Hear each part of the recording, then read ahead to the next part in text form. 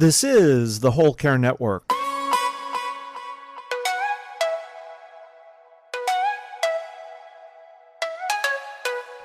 Helping you tell your story one podcast at a time. The following Care Lab podcast does not provide health or medical advice. All content is provided for information purposes only. Listeners are encouraged to speak with their healthcare provider for specific healthcare advice and are wholly responsible for the outcome of implementing any tips or information presented.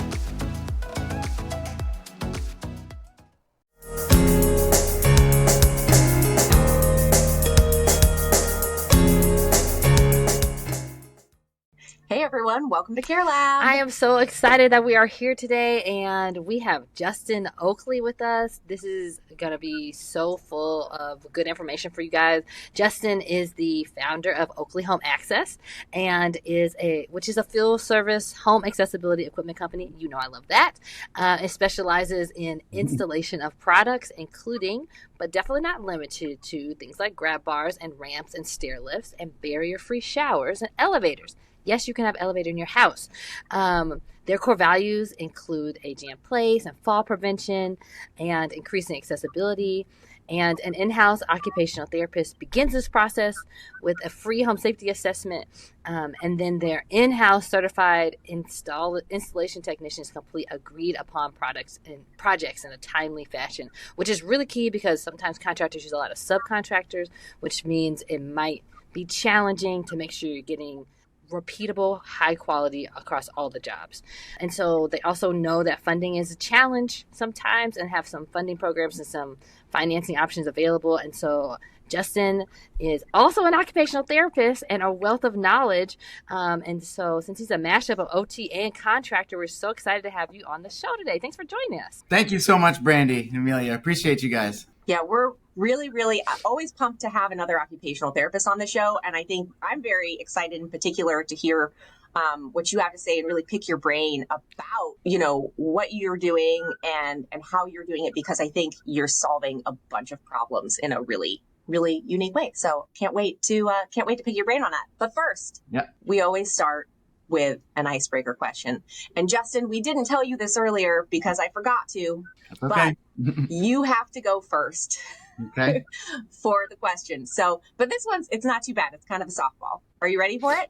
I'm ready. Yeah. Okay. So what is one thing that you do every day that helps you to relax or wind down or just draw the day to a close? That's a great question. We got some long days in this business. I would say it sounds a little silly and simple, but breathing is what works for me the most. Deep belly breaths, the Wim Ham breathing techniques, super deep breathing. Belly breathing, inhaling, exhaling for longer, getting all that carbon dioxide out is just a great way for me to kind of focus. It's usually, on my drive home, before I go to the wildness of the family and the great wildness of the family, but just like a sense of calm, before I get out of the truck to enter the circus is just really something that I try to do every single day. To get myself focused. But and then chase the kids around at basketball practice is always fun too. Exactly. We just started basketball practice too in our house with my 5-year-old and my 7-year-old. So it's their first season playing.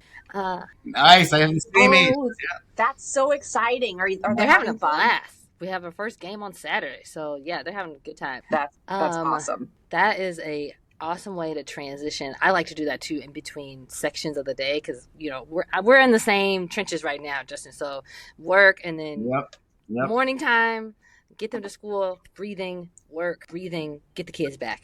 But the thing I'll focus on is because you kind of mentioned end of the day, and I like to make sure that I don't go to bed right after the kids go to bed. So no matter what it is I do in that little bit of time, I need my little bit of time to just do something that only I need to do for myself, and then go to sleep. So yeah, I like it. I've been trying to teach myself how to play the guitar, and although it's not the greatest. It's something, and that helps keep my mind at ease too and calm me down after the kids are asleep, for sure. I think it's so good to just have something that is not work or stress related that you can focus on. Yeah. Like learning to play an instrument is such a good example of that. It's not even necessarily about obviously you want to be good. Yeah. It's not even about being good in that moment, but you have to be like deeply focused on it. And I think that is super, super helpful for de-stressing. I think that's wonderful. I wish I were learning to play an instrument. I'm not. That's not my answer. I never thought I would. I don't have that type of brain, but it's like you said, if you really focus, it allows yourself to kind of free your mind almost and just free everything else. And then once you are attacking everything else, it's with a clearer mind, I find. So. And I think same thing as breathing. When you're doing something that requires both your mental focus and your physical focus, it like doubles those effects, I really think. Yep. Mine is really simple. I right before I go to bed, I have to have a cup of tea every day. Yeah. And it's like making the tea and then I'll sit and drink the tea in bed. And sometimes I'll only have, honestly, like 4 or 5 sips. And then It's the process. But it's like that sleep hygiene process for me that just tells me that, okay, it's okay to let everything go. It's time to relax. And there's also just something that's so comforting about a nice hot cup of tea. Yeah. I don't know. It gives your body permission to relax, Totally. Yeah. I love it. Okay, so let's dive in here with the important questions, though. I'm going to start because I have many questions burning on my mind. But the first one that I have for you, Justin, is which came first? Were you an OT first or a contractor first? So certainly OT, no question about it. To polish my title a little bit, I'm a founder. I'm a co-founder is what I'd rather say. It's really a yin and a yang relationship. Our organization is literally nothing without my partner, Michael Vieira, who at the core of it and foundation of everything is the contractor. So that's the answer. Certainly OT. When we created the company, the need was identified because I was practicing as an occupational therapist in a skilled nursing facility right down the street from our now showroom. And we would work so tirelessly with all the other disciplines and providers to get folks home. That was the goal. We'd create intimate relationships with folks, and the main goal would be to say goodbye and to not see them again. It would be bittersweet. Folks would come in on a stretcher and we'd be watching them walk out, teary-eyed, for the best.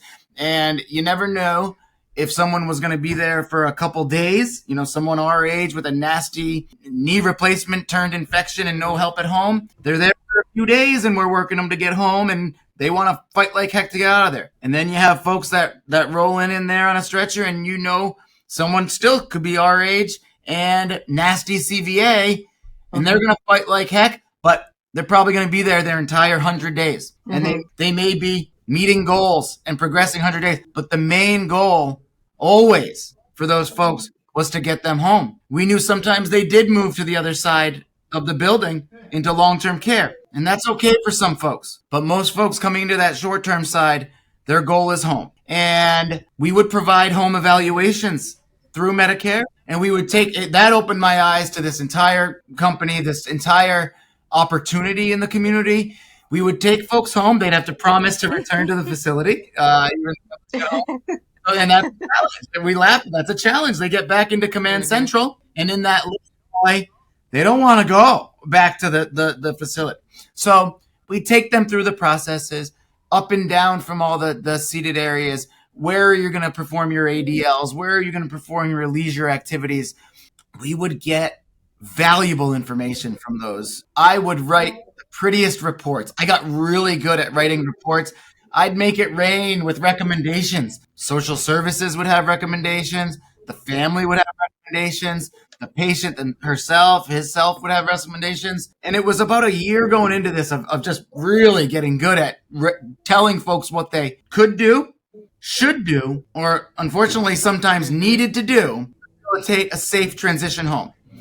So after about a year of getting really good at these and really encouraging our facility to perform these as much as possible, I went to my social service director and I said, I haven't thought enough about it. What happens with all these recommendations? I write beautiful reports, and I don't want to minimize the results of them, because we would bring the reports back and set the therapy mat to the right height that the bed was going to be. Mm-hmm. We would simulate a grab bar being where they could put a grab bar next to the toilet. We could do some things and have some fun. Set up a tub transfer bench situation where they could see if they can get over the tub wall. Some fun stuff could emerge. We'd know how many stairs they'd have to navigate, so the faux stairwell could work. But aside from that, it was the how is this stuff going to get done? So our answer is why I'm here. It's why you've invited me onto this show today, and I'm blessed and honored to be on the show and to be involved in this industry. She said, we kind of hope they have someone handy in their family. And I got the shivers right now. It's 100% hit rate for me.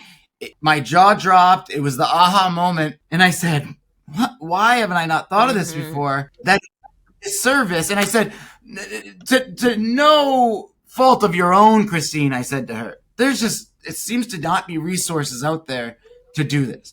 Not only make the recommendations like the three of us in this podcast room can make very well and targeted, but we can't, either liability wise, which was the case in the nursing home for me, and more importantly, skill wise. I didn't have the skills. You may, but I did not have the skills. No, I don't have those skills. Legally, I wasn't allowed to start working on folks' homes that were my patients. Yeah. So it was the aha moment. And I said, that's a disservice to no fault of your own. I want to change that. I want to create an organization that not only makes the recommendations, but is actually able to do the work. Now, it started off with the grab bar on the shower wet wall, the plumbing wall, which is the transfer grab bar, is what we call in and out of the space, was the thing that everyone asked us the most. During the evaluations, when they entered the facility, it's on our report. We'd have to check the box. Do you have grab bars in your bathroom? Folks would say, no. How do I get one? I don't know. One. Would be for a long time, but I'd tell them they need one. Yep. So it was just a disservice.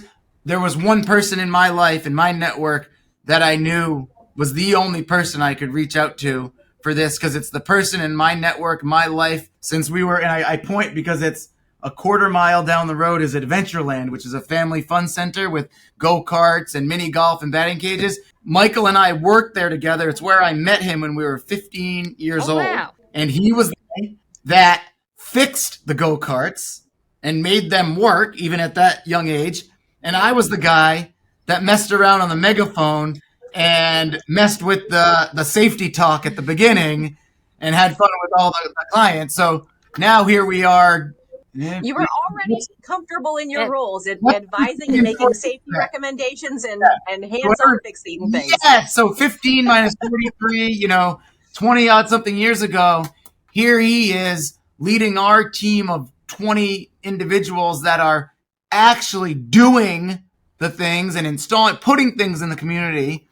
And here I am talking about it. And I say that lightly. We educate and we create a lot of relationships, and we share with folks solutions to problems that they didn't realize they had or didn't realize they were a solution to. Every day, folks say to our assessors, they say, why didn't I think of that? You ain't never Builders, needed to. Adult children, Yeah. why would you? Exactly. You didn't need to. It didn't matter how many stairs you had. 2, 3, 4, 6. Who cares? You're going up like blindfolded with 3 things in your hands until you fracture your hip, until you become 89 instead of 79, and you're grabbing on to the hedges on your way up the stairs, and you realize you don't have a railing. So we created a company that we based it, the foundation of it is all that free evaluation that Medicare allows for the skilled nursing facility or hospital setting. Checking out the home, full assessment. We don't charge a penny for it because we know if we charged $1, we'd be in less bathrooms. And I want to be in every bathroom. I want to see every toilet.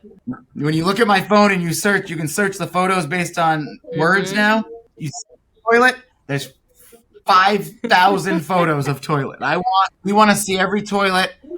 The only thing folks pay for is the work that's actually done. You know, folks will take our assessment and have their loved ones do some of the work. They can take our assessment, go get the tub transfer bench. I'll show them the link on Amazon, how they can save money, get it themselves. I've educated you about it. I know you can't get the modular ramp yourself or the stair lift yourself. Go get the tub bench yourself. Get the mobile shower head yourself if you can install it. Some people can't, so we offer full service, of course. But the main thing in the model that we love is that, like, you are so excited to talk to me as an OT.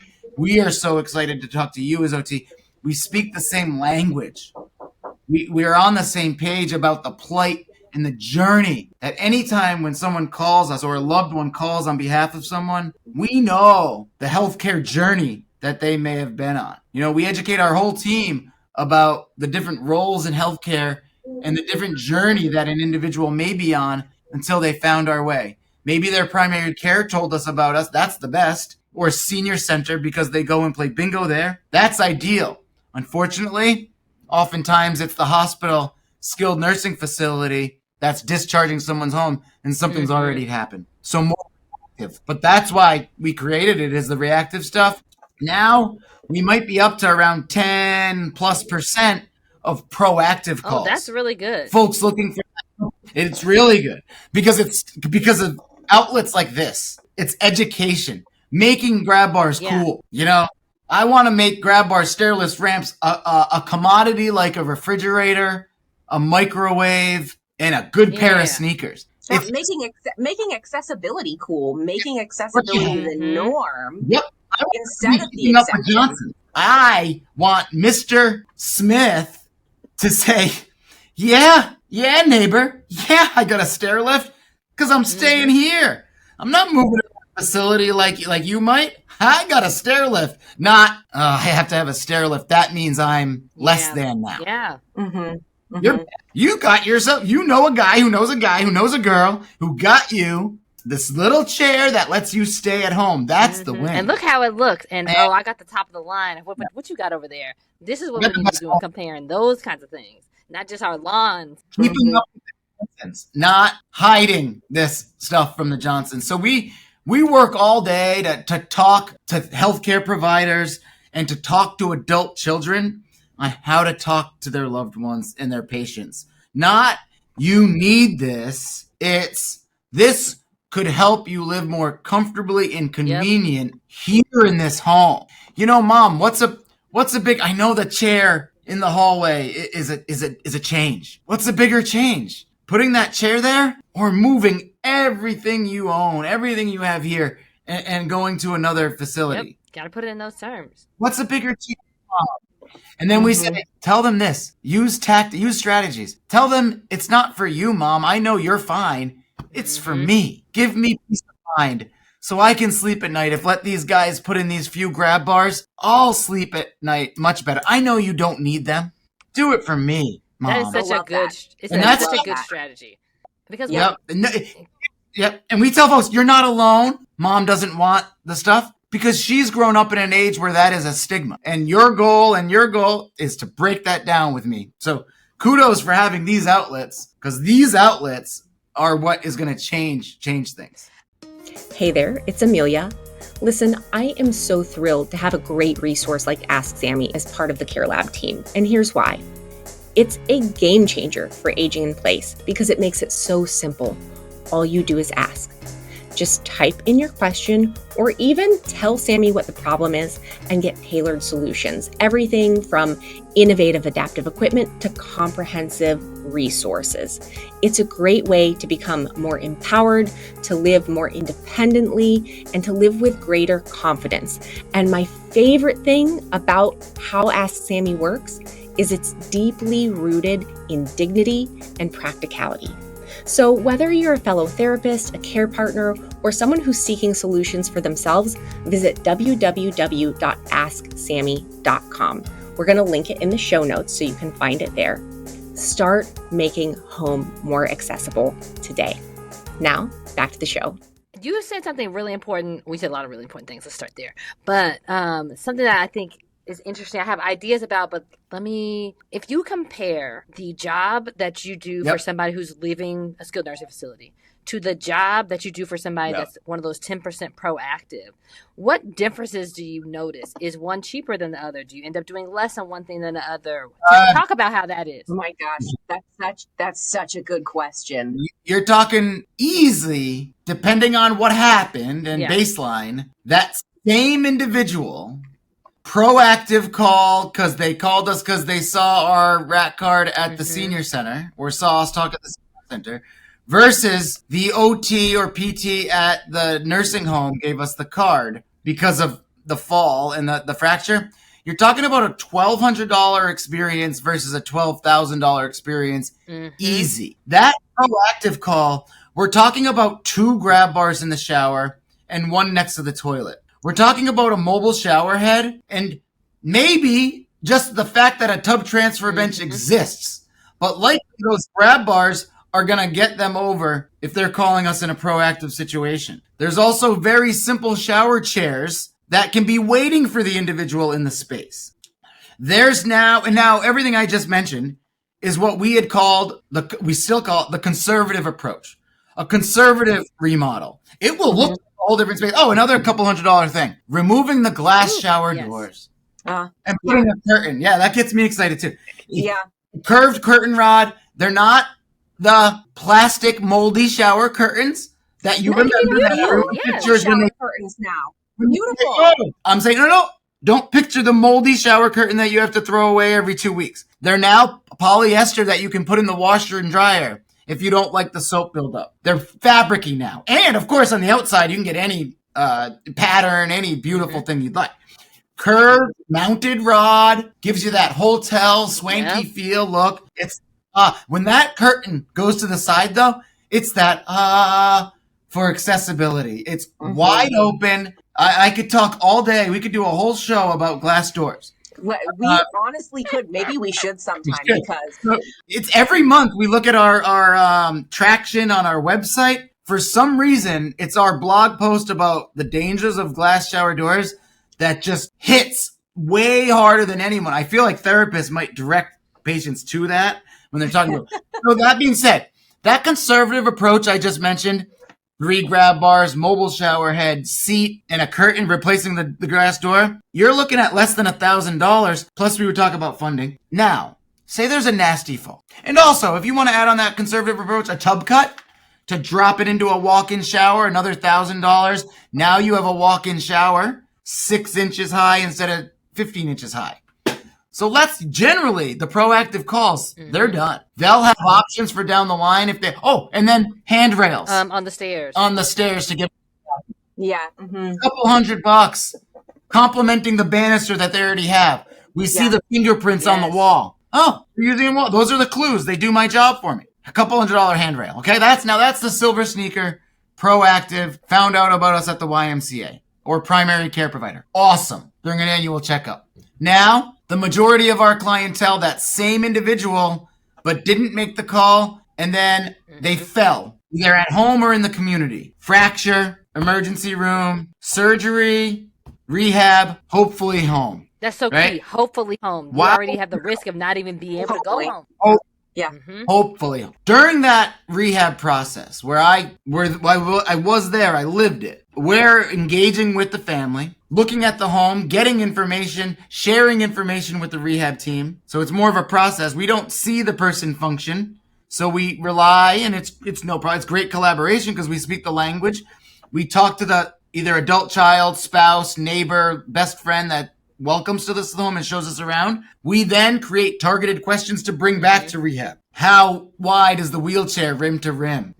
What device are they going to be using? What supervision or assist level are they going to be for transfers? It all matters. Now, to get that person home, potentially a ramp. That could be, if there's 1 step, it could be $1,000. If there's 5 steps, it could be a $10,000 ramp, depending on where it needed to go. The beauty of our aluminum equipment is we can make it work anywhere and customize it. But you could, let's call it a average $5,000 ramp. Stair lift once you get inside to get up to the bathroom that we had put for the proactive gal. We put $150 handrail. This is going to be a $3,500 stair lift to $4,500 if it's a straight Yes. lift. And that's if it's a straight lift. If it's not a straight lift, if you have a landing or a curve that you got to get around, like all bets are off. Now you're starting at 15,000. And we make the track like DNA. We take the survey. It goes to manufacturing. In the first case with a straight, like you said, Emilia, that was great. Great point. Straight, we're there the next week installing it. No problem. We're there for 3 hours. No problem. We do it all day, every day. We have 20 of them right here in the warehouse. But if it's curved, Emilia, to your point, we come back in 4 to 6 weeks when the manufacturer creates that lift. So that's very often. But let's call it a straight lift to go easy on this reactive consumer. I mean, she just had a stroke, so let's go easy on her, right? So wheelchair ramp, stair lift, we're at $9,000 now. That doesn't even get you into the bathroom. Now we start talking about the bathroom. Definitely you're talking tub transfer benches that there's a wide variety of them. They're up to from $100 on Amazon to we have $600 tub benches that, swivel, mechanical in nature, do the sliding for you. Talk all about that. We can remove the tub. Listen, that tub's not happening. We need to roll in. We are now doing Hoyer transfers, patient lift transfers. We need barrier free. Sorry, that tub cut it. It's not cutting it. Some folks, no pun intended. Some it will, some it won't. So let's just go pure CVA, maybe right side hemiparesis for indefinite amount of time, right? Working on it at home, plateaued in therapy after 100 days. So barrier-free shower, $14,000. So say we just did the conservative approach because the tub cut was enough. Grab bar, so that's $1,000 in the bathroom. There's your $10,000 right there. We didn't talk about the bedroom, the hospital bed, maybe the railing. We didn't talk about the maybe power lift chair that they need, recliner in the living room. So that's easily a $10,000 project without even going into the bedroom or the living room and being conservative in the bathroom. And then can I also add on to that though? Let's say that the reason for this hospitalization and rehab stay was a fall or something preventable. It's not just a matter of the cost of the original preventative equipment versus the cost of what you're going to pay afterwards. You also have to think about the cost of that hospital stay, the cost of that rehab, and not just the financial, the cost to your welfare, your health, your quality of life. Like these are things that we can't actually put a price tag on. Right. And so is $1,200 worth it to help prevent you having to go down that path at all in the first place? It's gotta be. We spent $1,200 on iPhones, man. Yeah. That's what we want Medicare to understand, that $1,200 is worth it for their people. We've been told from our national membership organizations, Brandy, VGM. We've been told by VGM for the viewers and listeners, a membership-based organization that advocates for our industry, home modifications. Is that fair to say, Brandy? Home access professionals is like a great resource for very qualified and vetted home access professionals, of which you can access through Ask Sammy. Yes, of course. Now, that group has educated us. They've helped us advocate on state levels for funding, and they've educated us that that's how we're going to get Medicare to listen. The more and more states that we check off that create funding programs that are saving the state millions and potentially billions of dollars is when Medicare will finally listen. So they think it's a waste of my time to go straight to Medicare. So I play on the state level now very, very hard. I play on the state level. So that's our goal for funding. But that $1,200 point, we think it's well worth the prevention of potential and the peace of mind. Gosh, Emilia, you brought up a lot with that, with the more than the monetary value. Like the statistics on falling are ridiculous, even past money. I mean, the money ones are a single fall that results in an emergency room visit is out of pocket around $7,000, but Medicare, it's around $35,000 that Medicare pays on average. Now, other than that, so if any Medicare officials are listening right now, I feel like this is a pretty easy price comparison between $1,200 versus $35,000. Yes. I feel like that's easy. Just if you're You can listening, sorry, eliminate- continue, Yeah. Justin. No, if you can prevent a small percentage of that, it saves millions, potentially billions of dollars. Commercial insurance companies are starting to see it. It was Blue Cross. I was fortunate enough to have high level conversations with a benefit creator, meaning like a product creator for Blue Cross. And he brought it to the finish line. He said it's not going to happen in 2024, meaning funding for stair lifts and ramps and things like that. He said it was close. He had some ears listening, but it didn't pass. It didn't finish. So he said it's a long-term goal. So we're not going to stop. We're going to keep fighting and advocating. But from a private pay standpoint, yeah, it's quite the investment, a small investment for what it could save. Emotional, cost of falling. Folks are half as likely to enter a room or a space if they've fallen there. So that means they're half as likely to bathe if they've fallen in the bathroom. Half as likely to leave and go to Parcheesi in the community if they fell leaving the house. Half as likely to go to doctor's appointments because they fell leaving once, and it's 20 minutes preparation to go down the stairs. So makes your life smaller. And I think we skipped over something that I really want to highlight, because we kind of already know this. But most people that I encounter think that this stuff is covered by insurance, even at least a shower chair. Right. They're like, well, my insurance will give me a grab bar or something. And we're talking about this in terms of money because it is not covered by your insurance. It is not. I mean, you might have a few Medicare Advantage plans, like you said, that have a way to get a few pieces of equipment maybe, but overall, stair lifts, lift chairs, these remodels are not covered by 90% of the insurance providers that exist in our country. And so that's why you really need to consider starting early. And the other things, because I wanted you to dive into a little bit about how you find some ways in your community to help with funding some of this. Because I know people who can't really handle $1,200 to do the preventative stuff, right? Totally. And so, but if you knew that you could keep safe in your home by having this kind of equipment, you could start looking at what's available in your community to maybe pay for that. Absolutely. Because they're great services, but they often have long wait lists. And so knowing now and being proactive and not waiting until something happens means that you can sign up for those wait lists and get into those programs and, use your $25 thing from your insurance company to get a grab bar out of that book, and then, find a son or somebody to put it in. You just need to know what you need to do, though. That's the first thing you need to do. Yep. And listening to healthcare providers that are encouraging to simply learn about what options are out there really helps break down that barrier. It's the funding source is big. We find it's on a state level and it's state by state, but we start with the Centers for Independent Livings, have some programs. A lot of it's income based, but the folks that are needing help with the 1,200, they oftentimes will qualify. In Rhode Island, we're so fortunate to have a state grant that was in a pilot situation 6 years ago now, and it offers 50% back for all the stuff we do. And when I found out about it, I screamed it from the rooftops. Like, it's on us as healthcare providers to share it. I went on a pilgrimage and shared it with all 100 facilities in the state, and I think 3 therapists had heard about it before out of the 100 that I engaged with. So now it's a permanent part of our state budget. We believe we put a proposal in for them to use ARPA funds.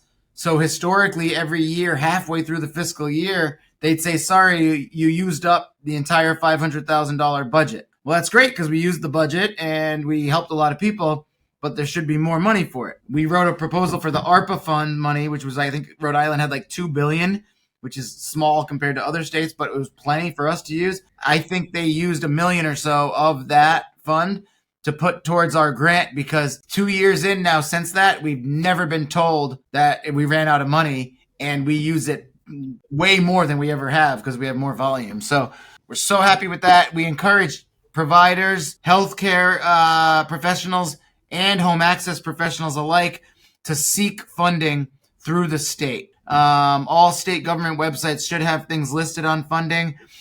Our website does a decent job of highlighting national organizations as well. Things like the MS Society, Parkinson's associations, ALS United just rebranded. They used to be ALS Association. Now it's the ALS United. Most chapters have funding, have grant programs. In Rhode Island, it happens to be $1,500 they'll give you. For multiple sclerosis, it happens to be around $4,000 they'll give you. So we do a lot of work to ask a lot of questions about the individual to find funding from there. And anytime we find funding, we grab onto it and we find out how to access it, how to apply, who to contact, and what you get out of it. That's the first thing we do when we find out about any organization.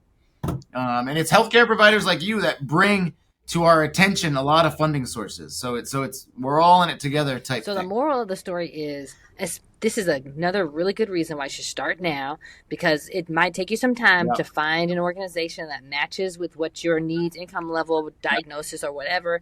But once you find it, you might be able to get some of those resources. And then, like you mentioned, Centers for Independent Living. There's one in there's multiple in everybody's state. There should be there should be one in your community.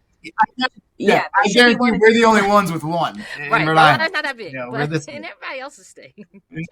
Yeah. Well, even Massachusetts has about 10 of them. Plenty. I'm sure in Missouri you've got to have handfuls. So these resources do exist. It just takes work in order to be able to access them. And, lots of different organizations are trying to simplify that. As Sammy is Oakley Home Access, which is not just in New Hampshire or in Rhode Island. It's also in Massachusetts and Connecticut are doing it. But this is just another push to tell you, caregiver, to try to take a look at what's available. And starting with your state's website is great. Absolutely. Care Lab listener, I have a question for you. If someone you love was going to hire a caregiver, what qualities would you want that caregiver to have? You probably want them to be reliable, trustworthy, kind maybe, just a generally dependable good person, right? Second question, would you also want them to be trained? I'm going to guess the answer is an emphatic yes. Okay, third and final question for you. Do you think it matters who provides that training? Like, is it cool if it's just anybody? Or would you want that person providing the training to be a qualified expert? Assuming you do, in fact, love this person that needs a caregiver, you probably want the expert, right? Well, that's what Higher Standards Caregiver Training does. Higher Standards Caregiver Training provides 100% occupational therapist-led training for caregivers. Caregivers get taught everything from gold standard foundational skills for transfers and activities of daily living, all the way up to how to deal with specific diseases, injuries, and illnesses. And most importantly, they are taught these things in a practical way that enhances the participation of the person being cared for. And it protects the safety of everybody involved. Why? Because everybody deserves a higher standard. Find a course for individuals or learn about training for care organizations at higherstandardscaregivertraining.com. And the only thing that I would add to that, because y'all have done like an incredible and comprehensive job talking about these things, is that if you're listening to this conversation and you're someone who, well, let's face it, we are all people who will need these things or benefit from these things in the future. Call your elected representatives, talk to them about these issues. Let them know that you care, because you have power as a constituent you should have power to shape what happens in legislation. And if you are sitting here hearing this thinking, what's $1,200 for this or $35,000 for this, and I don't want my taxpayer money going to waste, or whatever it is that motivates you, call your elected official and tell them what you think, what you know, and what you want, right? And vote. These are powerful things that we can all do regardless of what your job is, whether or not you're a healthcare provider. We can all do these things as Americans. So let's get on the phone, send some emails. Let's do some stuff, people. I love that. I mean, that is incredible advice, because so often constituents think that they don't have a voice. But I'll tell you why the representatives and the senators care. They care because the constituent cares, because the constituent votes, and they like their spot in office. And especially a real pro tip that we've found It's the newly elected official that want something Sink their teeth into, to grab yes, onto. so they can champion. They want to make it an issue for them. Yeah. Champion it. Be the voice. Add it to your platform that you care about the seniors. It's bipartisan. It's what's awesome about the grant that now it's sitting in for Massachusetts. This grant, we were able to find a senator to have her legal team create verbatim the Rhode Island bill for Massachusetts. They switched out Rhode Island with Massachusetts. This was 4 years in the making. And this shows the power of senators and representatives that care. She cared enough to get it going, but has not cared enough to champion it. She ended up looking back. She sponsored hundreds of bills. Nothing against her. But it's sitting now in the Ways and Means Committee, which is the last step. But it's sitting there because it needs someone to grab it and champion it and use it. And it's the power of the people saying, hey, I care about this. I care about this. If you care about it, then they'll care about it. So that's how things change. When I was able to work through some very big roadblocks with Medicaid, because Medicaid just doesn't understand our equipment and they want to reimburse us like we're dropping off shower chairs. Yeah.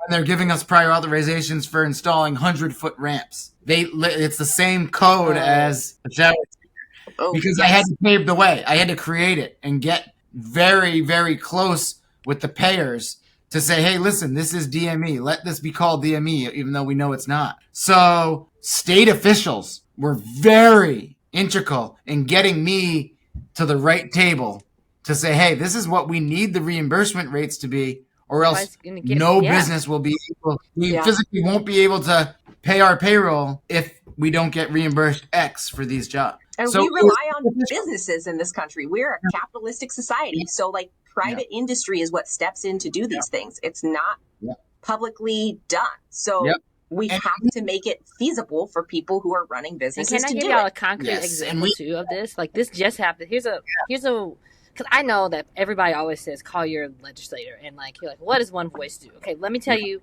literally this just happened. So in Kansas City, there's multiple counties that are in our metro area. Every county around the main county, which is Jackson County for Kansas City, has a senior fund in which they've taken a little bit of property tax money and pulled it aside for seniors. And they created an organization so that org can decide how that needs to be best used for seniors. So seniors can then apply, and they have varying levels of income restrictions, and then they can get varying levels of money to do home modifications and get transportation, have caregiving, right? But Jackson County didn't have one. And in a matter of 6 months, a group of people, I'm talking like some business owners, some nonprofit owners, and seniors, got together to make a committee to like push this effort. We got it on the ballot, the November ballot. The people voted for it, and it got passed. And like that happened in a very short amount of time. And it didn't take like a massive amount of people, and it was very collaborative amongst the kinds of people there. And like the people who really pushed it over the finish line were the seniors that came to the hearing to say why this was important to have and to put onto the ballot so the people could vote on it. And then the people voted on it and they passed it, right? Because everybody has a senior, everybody's going to be a senior. People want to be supported when they get to that level. And so in a relatively short amount of time for politics, we were able to create funding in our county that is now going to be able to be used for Jackson County residents. So this is doable. And you could take that same playbook and use it. You should take that same playbook and use it in your own community, because you can say, look at all these other counties that do this. This is how they do this. The people voted for it. Let's do it here. Yeah, that's awesome. That's the power of politics if you know how to use it. Absolutely. I love it. So I know we're coming up to the end of our time. I have one more question that I really, and it's kind of a pivot, but I really wanted to ask you this, Justin, before we wrap up here today. And that is, I know you said so essentially you don't charge for the OT portion of what you do. However, it is really important that both an OT and a contractor be involved. And I would love for you to talk a little bit about why is that? Why do you need both of these particular parties to have an effective solution? From a business standpoint, in the business climate, it's our differentiator. To be honest, it's what separates us from any equipment company. There are national ramp dealers. There is 1-800-STAIRLIFT. There are big corporate enterprises out there. It's the relationships with you, Emilia, and you, Brandy. It's the healthcare piece that allows us to look at the whole picture. It's holistic. You're going to love this. We'll never go into a home and look at a stairwell and say, ooh, look at that, how wide and straight that is. This is a perfect place for a stair lift. Wow, you got a power outlet right there too? Awesome. Easy sale. No. It's all about the person. Does the person want to go upstairs? Does the person transfer from one chair to another? Does the person have upright sitting balance with a little motion? Let's call it dynamic because they're moving. Yeah. I don't know. Are they home alone and do they have the cognition level to operate a machine, a computer? I don't know. I collaborate. We speak the same all the time when I'm talking about our model and the why are you spending the time with a healthcare professional in the home? We speak the same language. We are telling the loved one, let's call it the spouse. It's often the spouse we're engaging with. Tell the healthcare provider to call us. Take the report itemized and call us out on it. He won't need this side grab bar on this side. Great. We want to prioritize what's on this list, not complicate it. We're not trying to sell anything. We're trying to educate about what exists. We used to say, for when we created the company, because my mind was in the clinical field, recommendations. We always said recommendations. We've pivoted. We're providing options based on what we know about the person, what we've shared, what we've learned about the individual and how they operate. And we know for a fact on the equipment side, when we're giving it as an option, that it will fit and that it will work structurally. Then it's a collaboration piece. We're never going to say you should have a stair lift versus a ramp. It's what do you think? Oh, these are the options based on what I know about you. And let's all talk about it. Let the family care. Let the healthcare providers care. That's why we think it's imperative to have a CODA or an OTR in the home, engaging with the individuals, looking at the whole picture and identifying solutions that could potentially help them. It's imperative. I don't care if it's a single grab bar or a full home and it turns into an elevator. That first touch, that first education has to be a healthcare provider in our model because it's the yin and the yang. We're nothing without the other side. We're merely a construction company without the OT portion, and we're merely, with nothing against it, but we're merely a consulting company without the construction side. But we're not. We're all of it, and that's our power, and that's our differentiator against any other equipment company. That being said, outside of our territories, we'll refer those equipment companies because it's a good start. Great equipment. All of our competitors, great equipment, good stuff, good end result oftentimes. If you're outside, I've sent family members through VGM, vetted through VGM. Atlanta was one of my aunts moved to Atlanta. Found them a contractor through VGM who did stair lifts. Now, they probably didn't have an OT at the house. Probably wasn't the same experience as us, but she got a stair lift because someone was able to identify that she needed it. So it's a team effort. There's no right or wrong answer. Nothing against any company not using OTs, but I think it's pretty imperative. And I think all the work you guys do is to show that us as clinicians are leaders in the construction space. And all of us leaders out here, I love LinkedIn because everyone, the Janet Ingalls of the world, the Brandy Arches of the world, screaming from the roof, Cindy Petitos of the world, screaming about, educating about how, hey, we're here. We make a difference. We'll help you. We're making a big campaign to developers and builders because on multiple occasions last year, we were brought into situations when if they had brought us in before the concrete was poured for the foundation or even worse, before the walls were up and the framing, then let's just call it pure monetary, pure money. The developers would have had 6 places to offer elevators for their incoming clients. Now, those can be considered in the developer world add-ons like the $40,000 awning. They would have had 6 opportunities to sell elevators within the footprint. Now that we're introduced at this stage of development, they have one place. Each of those units, there's 60 units. And this is one example, one little developer. There's 60 units that they've built, and where we've been introduced into the situation, now they have one spot in every unit that they can offer an elevator.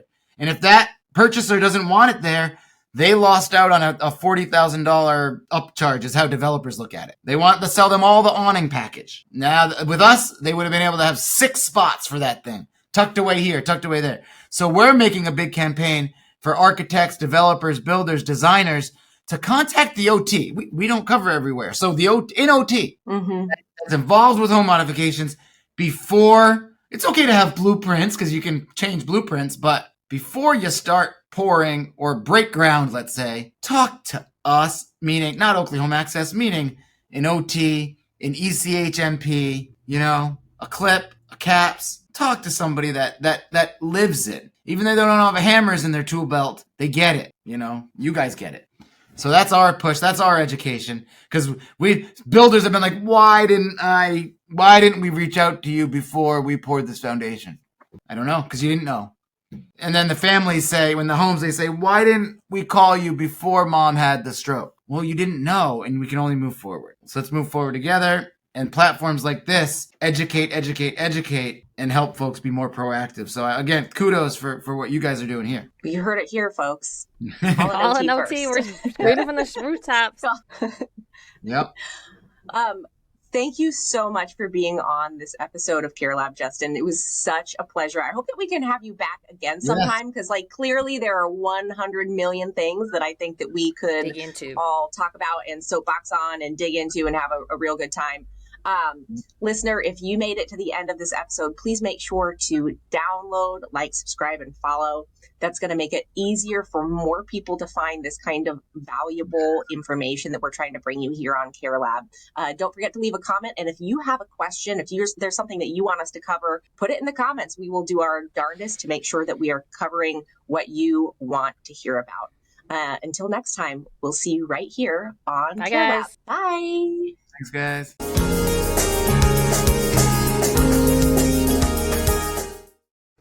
This is the Whole Care Network.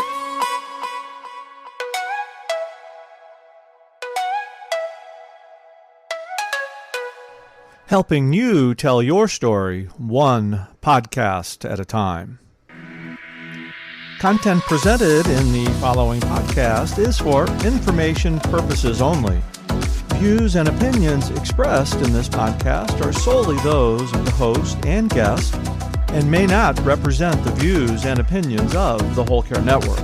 Always consult with your physician for any medical advice and always consult with your attorney for any legal advice. And thank you for listening to the Whole Care Network.